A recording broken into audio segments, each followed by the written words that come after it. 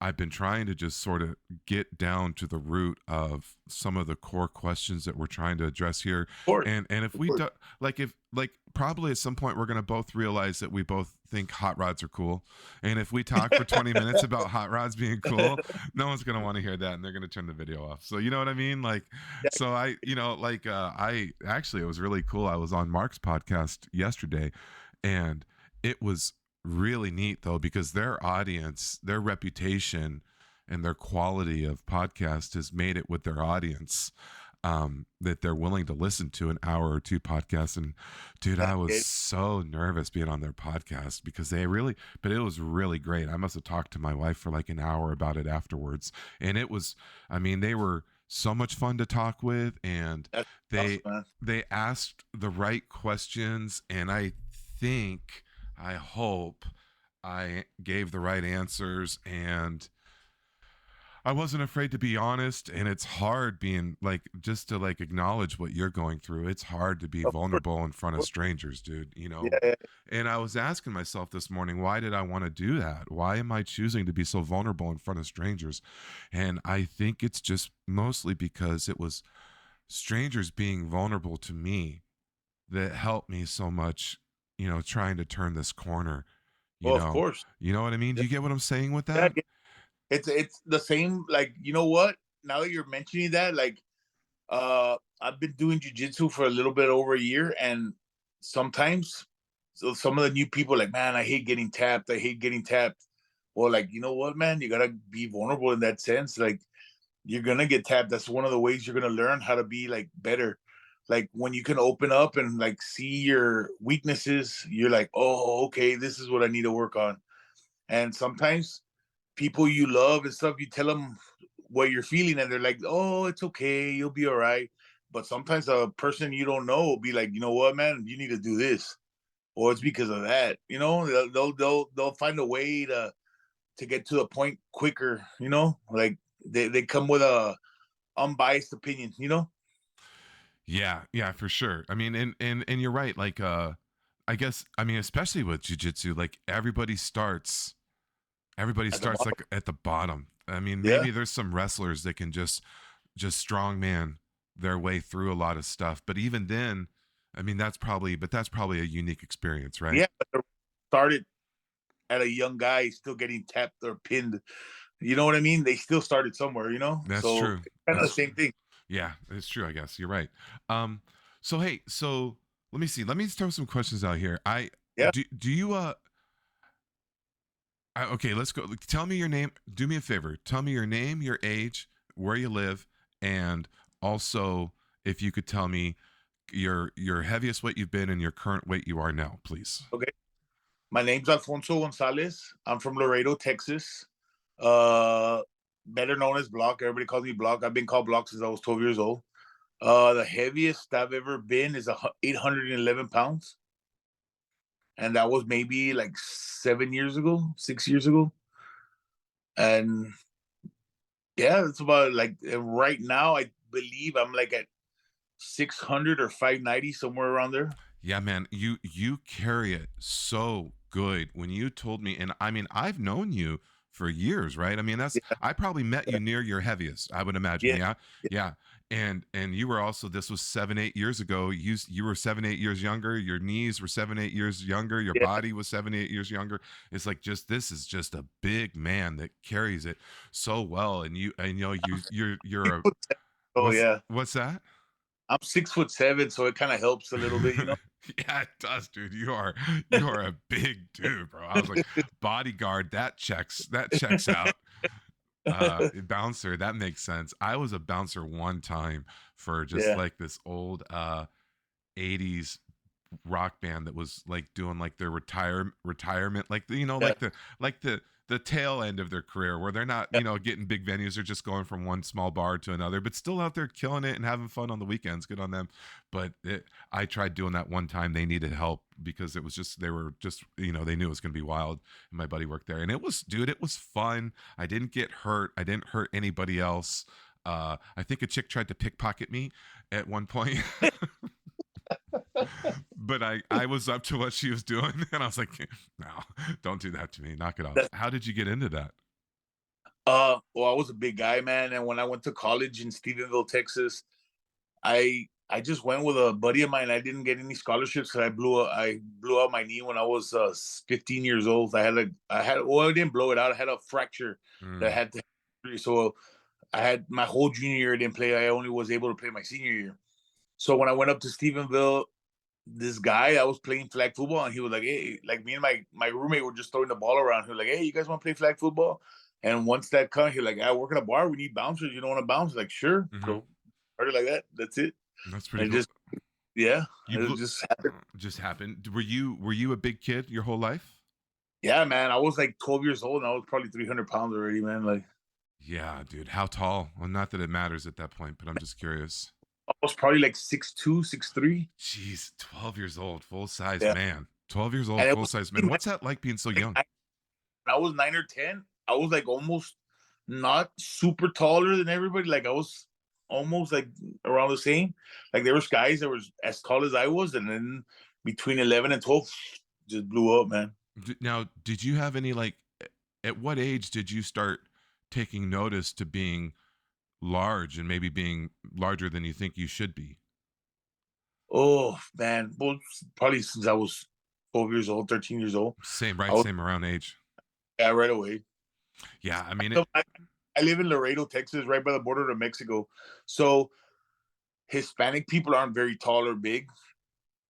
Maybe just so overweight or whatever, but nothing were like 6+ feet, you know? So I was definitely way bigger than everybody else. Did you get a lot of teasing as a kid? Oh yeah. Oh yeah. Yeah. Did Yeah. what do you think about that? Do you think this just kids I mean like what's your whole I mean, I know this sort of keeps going forward into discussions. It's a subject I suppose I just don't want to let go of. I don't know. Oh, But with the whole fat shaming thing, what do you think yeah. about all that fat shaming thing? It really sucks. Even to this day, I still get a little bit of it. People staring, people gawking, and stuff like that, or they laugh, you know. But it happens. I guess you get used to it with time. But when you're a kid, it sucks, man. It really sucks. What do you, So I play sports and take it out on people on the football field. You know what I mean? After a while from playing sports, everybody like people stop not making fun of me because they're like, "Oh, this guy plays sports. He plays football. He's big for a reason." You know what I mean? yeah, for So then sure. I went away. You know? When you hear someone say, yeah, it was because my cousin or my best friend fat shamed me, that's what got me to lose the weight. I mean, do you does fat shaming work for you? Does it help you lose the weight? You know what? No, I think it makes it worse for me. It makes me want to just binge and just like get bummed out and depressed. You know? I think the fat shame, like if it's between your friends, it's one thing because it's your friend, like your close friends, you just pick at each other and just joke around. But when somebody you don't know, it kind of like, man, people look at me this way or think of me this way. And I grew up with a very overprotective grandmother, and my grandma was like 5'2", and I was like 6+ feet. So my grandmother was a very, very vocal lady. So people would stare at me and she'd be like, "Hey, what are you looking at? Does he owe you something?" Like she'd be like that because she hated it.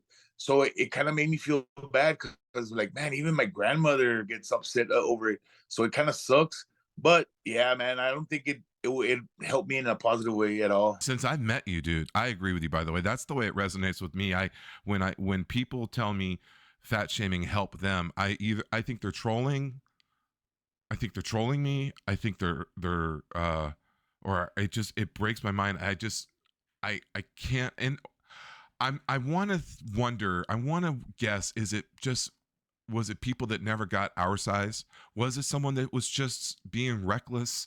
Maybe I keep trying to figure out what's the prototype of someone who that would work on of the few people that have said to me that fat shaming make a difference. It's hard for me to believe, dude. Yeah, I've never liked being fat. I've been teased about being fat my whole life, and it wasn't because I didn't get teased did I not lose the weight. I was teased the entire time. It didn't ever make me feel anything but worse about myself. yeah, of course. Like I never thought that the fat shaming or like, oh, okay, you know what? Let me start losing weight. And you know what, man? I I would diet so bad. Even when I was playing college football, I was still like 380 pounds, 400 pounds. Hmm. Like I was a skinny guy. Like I was like maybe like 380 pounds with a 40 waist. You know Hmm. what I mean? Hmm. So I wasn't like horribly big, but I was big. You know what I mean? Mm-hmm. Like I'm the guy that's if I start lifting weights, like if I start lifting heavy weights, I gain a lot of weight really fast, like muscle mass. So I have to. That's why I started with the whole kettlebell and the maces and stuff because it's more of a cardio and like you know, like it's not. I don't gain as much weight.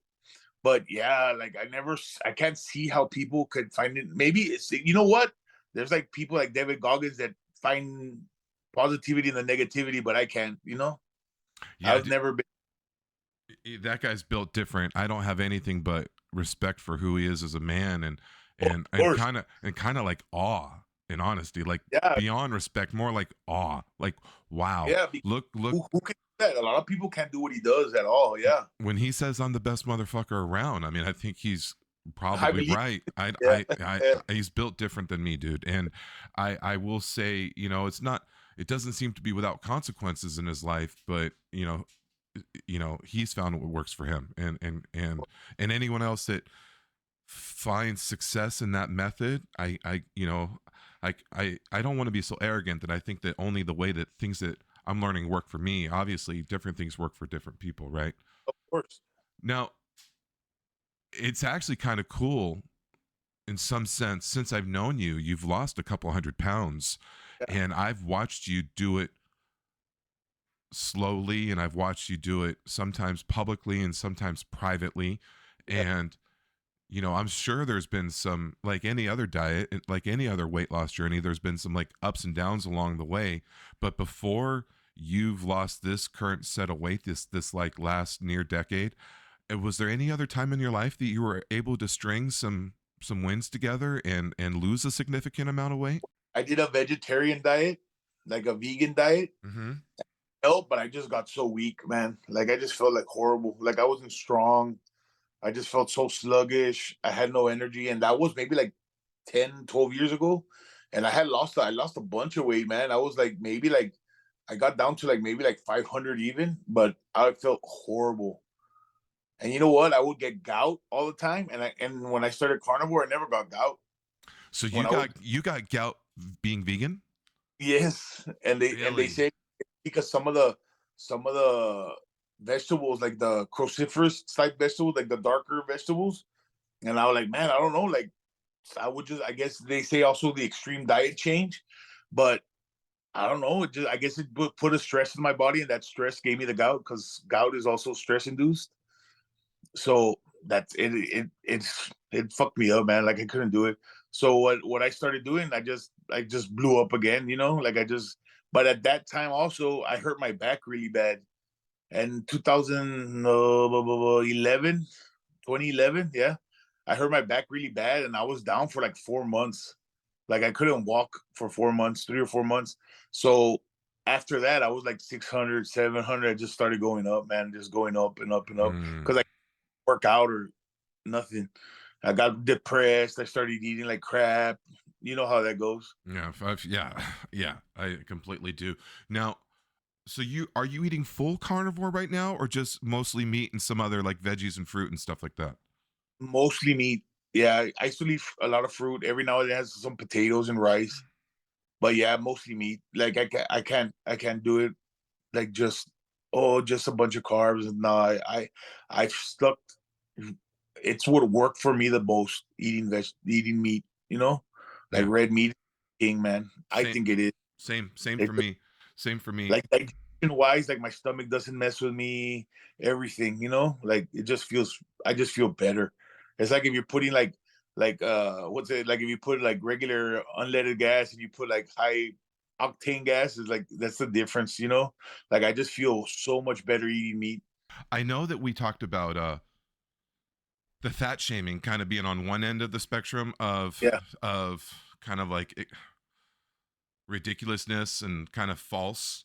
What do you think about this current like you're healthy, you can be healthy at any size, and this body positivity, meaning When I was as to younger, I say again? when I was younger, like, oh yeah, you can be big and healthy, but the older you get, you start realizing, you know what? No, The joints, right? yeah, man. Like you get older, that weight just gonna drag you down, joints, the sugar levels, cholesterol, all that stuff ends up messing you up. So I don't believe it. I can't see it. Yeah, you might be healthy if you were like maybe 50 pounds, 60 pounds heavier or bigger, because you can't judge a person by how much they weigh in the sense that you can have a 6'5", 300-pound guy. Oh, he's overweight. No, but what if he's solid muscle? He's not overweight. You know what I mean? You can be But like, athletic. You can be athletic, but being heavy and athletic is eventually going to break down the joints, right? and that was me. I was super fast. I could dunk a basketball, everything. Now that I'm older, man, I can barely get out, jump off the ground. You know, so Mm-hmm. that doesn't last. It's just like it won't last. And no, I don't believe it. I understand the positivity part about, oh, it's okay to love your body. Okay, so forth, but that's not for me, you know? Like I want to be healthy. I want to be able to move and walk and be able to do stuff, you know? And some people that are promoting that, they can't really move around a lot or they don't do a whole lot, you know? Some do because they're young, They're but I young. 50, 60-year-old trying to do all that stuff, you know? They don't exist, and I'm trying. Yeah. I've really realized that's kind of I kind of realized that last night in talking with my wife about being done, talking with Mark and Nsima and Andrew. I want these young people. I guess I'm just trying to talk to myself where I was at, Yeah. when I was young is probably what I'm trying to do. Like, I know you were big. I know you felt indestructible, but look what you did to yourself, Yeah. you Of know? course. And then Like my back sucks, my knees suck, my ankles suck. You know what I mean? and then I guess part of that is I don't want my eldest son to catch it. You Of know what I mean? course. Everything is about not passing this on to my son. Like And even at Mark. Mark used to be 300 plus pounds, but I guess he eventually got to a point like, you know what? I need to get healthy. I need to get thinner. And like now he's running. He never mhm, ran before. Like, so if he weighed 330 pounds, you wouldn't see Mark running. You know what I mean? right, Like, right. so like he eventually knew that he had to be healthier, be better, you know? hmm Yeah. Is it what's sort of like what's your I mean, God, you're so busy right now with your activity, but like, what's a week look like for activity with you? Just real, like overhead. How many times are you trying to catch a walk, or I know you do the kettlebell, or I know you do the bar. What are they called? The mace bars. What's that? Yeah. The steel mace, I try to do at least a workout every day, like a hmm kettlebell walk, of course, daily. I for sure, no matter what, have to get, even if I don't get it in the night or get it in the afternoon, I do my 10-15 minute walk in the morning. No matter what. I get up. If I eat breakfast, I'm gonna take my walk 10-20 minutes, sometimes 30 minutes. Just depends how I feel, man. Like I don't push it. If I don't feel like walking, I don't want to walk it, but I'll still get my 10 minutes no matter what. Mm. And the kettlebells and maces, I do try to get in daily. And that also depends on the soreness from my jiu-jitsu class from the night before or whatever. If I'm a little beat up from my class from rolling and stuff, I'm like, okay, I'm gonna take it a little easy. I'm not gonna swing my kettlebells and stuff.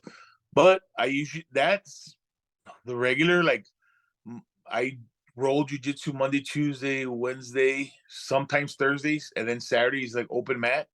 And then I take Kali. Kali is a Filipino martial arts. I do that on Sundays.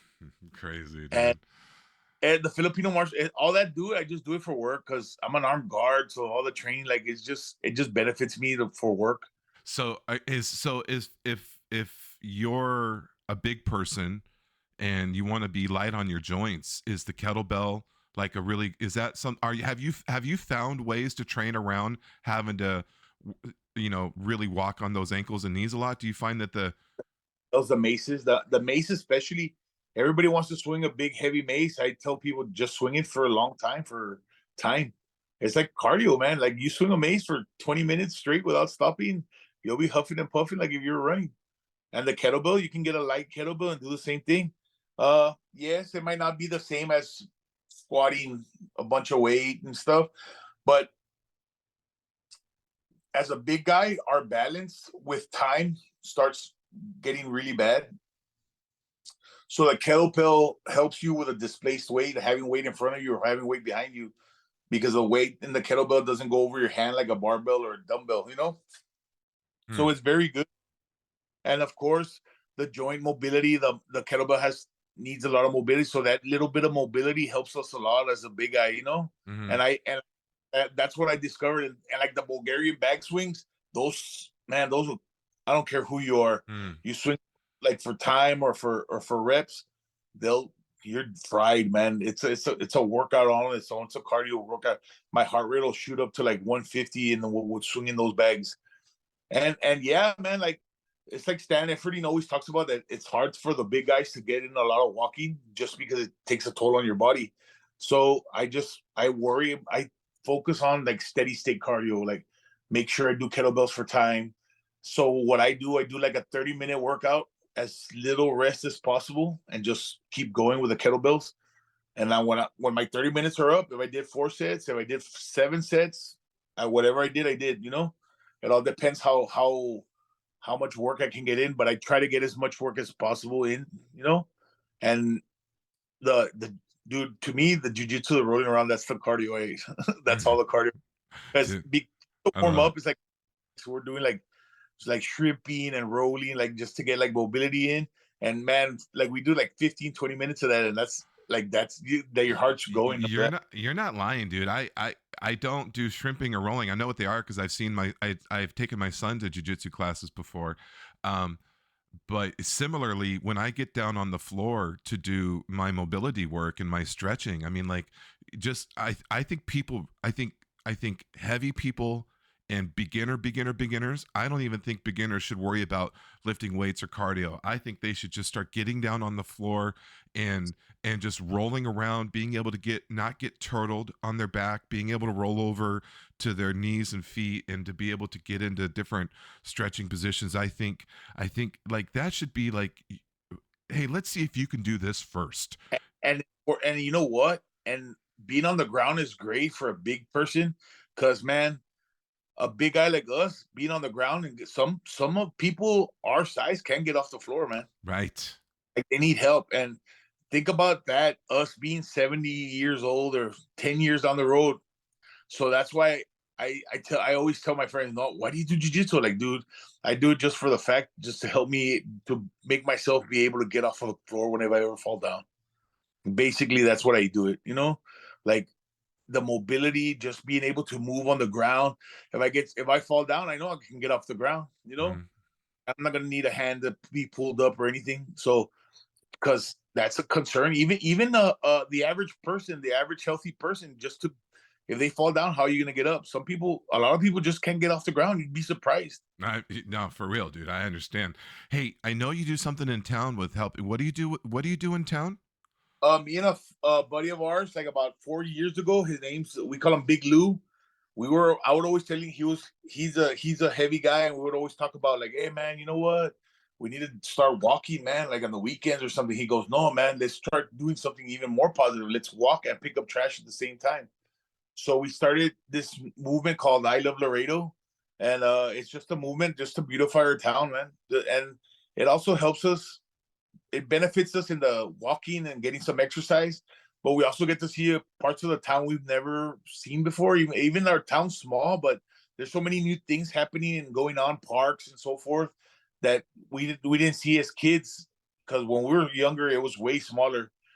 And now there's so many parks and so many cool places to check out. So we just go clean them up and just promote, like, hey man, keep your park clean, like respect your block. That's what we call it. So That's that's what we do, man. We try to do it every Sunday. You're amazing, dude. You're We amazing. try, it's just like a positive vibes, you know. We Yeah. just try to get and just try to show people that, you know what, if you put you reap what you sow. If you want a beautiful town, you can do it yourself. You know, Yeah. you don't have to wait for the city to do it. Just man, it doesn't take. We just do an hour, 2 hours, and just pick it up. And it's cool because sometimes we go to parks and it's like it'll take us 2 hours and we'll pick up hundreds of pounds of trash.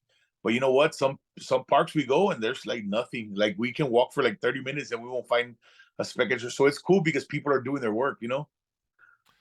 Dude, that's so cool. Hey, I guess if we just sort of wanted to wrap it up, I know I know when I first started getting involved with seeking other people like yourself who were being vulnerable and sharing their story, I was at a place of I was near fully had given up. You know, Yeah. I had I had start and stopped and started again and stopped again and so many times and just was going backwards and nothing that was advice that I was being received felt applicable. It all felt too hard. All felt, I didn't feel like anyone understood. I don't know whether they did or didn't. How I felt was no one understood what I was going through. Um, if if you could talk to someone in a similar position now that are just kind of like, at near the end, and offer some inspiration of hope, what would you say to them? You could always fix it. You could always do your best to fix whatever you're going through. And no matter how, like, trust me, man, I had gone when I started the carnivore with, like, just to lose with Chris to help me lose all that weight. Um, COVID happened. I got super depressed and I gained a bunch of weight back and I had to start all over again. But I always told myself, like, you know what? I can do it again. No matter what happens, as long as you get up and move, and you don't have to move a ton, man. You don't have to you don't have to go crazy. You don't have to eat like crap. You don't have to eat little bird food like people say. You can eat good and still take care of yourself. You just need to make the proper choices, the right choices, because it's like life. Any everything has a consequence. You eat like crap, you're gonna live like crap. You know what I mean? So, and just be prepared and be smart. Everybody go, oh, I'm too busy. Well, yeah, man. Like, prep your food one day. It only takes one day on your day off to prep a bunch of food for the week. And I do. But I think the thing that I would do, like, just don't give up. Just there's you can always be better. You might not lose. You might not want to. You might not go down to 200 pounds, but just get healthy, man. Just live longer. Make your life better. Like, the quality of life is the most important thing. Like, you don't want to be so big that you're sedentary forever and it just makes your life worse. It's just more depressing. You know, you want to be able to move, be able to be with your family, go to the parties, go to the picnics, go to the parades and all that. You don't want to just be stuck in one place and not do nothing. It just makes everything worse. Because when it's darker and you think it's dark, it's just gonna make it even worse. So you got to look at the bright side and just move forward and just not give up. Just move. Just it's like I say, movement is medicine, man. Like, the saddest part is not being able to. Man, I used to be able to run, so I was fast, man. I give anything to be able to run as fast as I can. And I think to myself, man, if I would just take better care of myself, I could still be doing that. And I do it. And that's what I'm striving for. I want to be able to jog, I want to be able to move around like that. So I'm not giving up. And I'm 47 years old. And even if it takes me to 57 and then I'll be able to run, it's cool. I'm still doing it. As long as you keep moving forward. That's all you got to do, man. Keep moving forward. You can't just sit back and relax and like, oh, life sucks. I'm just gonna give up. You can't give up, man. We can't give up for anything, man. Like, imagine if people gave up, we'd have nothing nowadays. Yeah, I love it, dude. Thank you for giving me your time. No problem, brother. All right, I'll keep in touch with you. I'll talk to you later. I'll check in with you soon. Of course, yourself. All right, take care, bro.